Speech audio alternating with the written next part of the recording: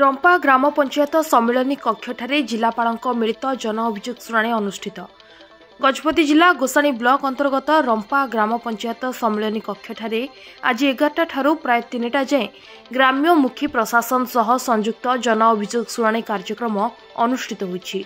ଏହି ଅଭିଯୋଗ ଶୁଣାଣିରେ ଗଜପତି ଜିଲ୍ଲାପାଳ ବିଜୟ କୁମାର ଦାସ, ଆରକ୍ଷୀ ଅଧୀକ୍ଷକ ଶ୍ରୀ ଯତୀନ୍ଦ୍ର କୁମାର ପଣ୍ଡା, ମୁଖ୍ୟ ଉନ୍ନୟନ ଅଧିକାରୀ ତଥା ନିର୍ବାହୀ ଅଧିକାରୀ ଜିଲ୍ଲା ପରିଷଦ ଡକ୍ଟର ଗୁଣନିଧି ନାୟକ ପ୍ରମୁଖ ଉପସ୍ଥିତ ରହି ରମ୍ପା ଗ୍ରାମ ପଞ୍ଚାୟତ ସମେତ सबरा और लावण्यगढ़ पञ्चायतर समुदाय मोट 95 गोटी अभियोग पत्र ग्रहण करथिले।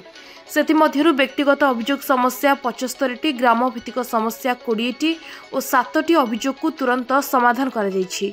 आजिर एही अभियोग शुणाणी शिविर में प्रधानमंत्री आवास योजना, सामाजिक सुरक्षा, जमी पट्टा, मनरेगा, गृह निर्माण, राशन कार्ड, शिक्षा, जलसेचन, स्वास्थ्य और रास्ता समस्या भली विभिन्न समस्या नहीं अभियोग आसिथिला।